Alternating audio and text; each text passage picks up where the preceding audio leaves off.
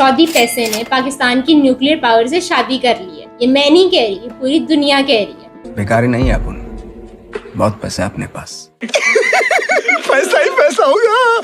17 सितंबर 2025 को पाकिस्तान और Saudi Arabia के दरमियान एक एग्रीमेंट साइन हुआ जिसको स्ट्रेटेजिक म्यूचुअल डिफेंस एग्रीमेंट बोला गया। इस एग्रीमेंट या पैक्ट की डिटेल्स को पब्लिकली डिटेल में शेयर नहीं किया गया, मगर हमें कुछ चीज़ों का पता है जो मैं आज आपको इस वीडियो में बताने जा रही हूँ। अगर दोनों मुल्कों यानी पाकिस्तान और सऊदी अरेबिया में से किसी भी एक मुल्क पर हमला होता है तो उसको ये समझा जाएगा कि दोनों मुल्कों पर हमला हो गया। रियूटर्स न्यूज़ एजेंसी के अकॉर्डिंग ख्वाजा आसफ जो कि पाकिस्तान के डिफेंस मिनिस्टर हैं, उन्होंने रियूटर्स से बात करते हुए कहा, nuclear weapons were not on the radar of the pact, यानी कि पैक्ट के अंदर न्यूक्लियर वेपन्स की बात नहीं हुई। साथ ही साथ उन्होंने ये भी कहा that we have no intention of using this pact for aggression, यानी कि हमारा इस माहिदे को जारहियत के लिए इस्तेमाल करने का कोई इरादा नहीं। एक चीज़ उन्होंने और कही और वो ये है कि ये पैक्ट बाकी गल्फ कंट्रीज में भी एक्सटेंड किया जा सकता है।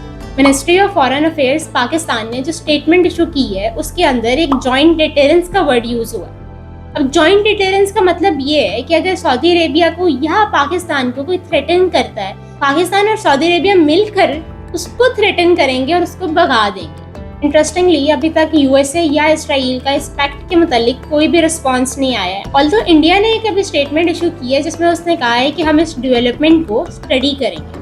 पाकिस्तान और सऊदी अरेबिया के दरमियान होने वाला ये mutual defence pact agreement Doha Qatar के ऊपर होने वाले हमले के बाद सबसे बड़ी डेवलपमेंट है। ऑल्दो पूरी दुनिया ये कह रही है कि इसराइल की कतर पर हमला करने के बाद ये डिफेंस एग्रीमेंट साइन किया गया है, बट कुछ सऊदी अरेबियन ऑफिशियल्स का ये कहना है कि इस पैक्ट के ऊपर कई सालों से काम हो रहा था, ना कि ये सिर्फ किसी एक इवेंट को दिमाग में रखते हुए साइन किया गया। अगर हम पाकिस्तान और सऊदी अरेबिया की पिछले कुछ सालों में मिलिट्री रिलेशनशिप को डिस्कस करें तो बहुत ही अच्छी रही है।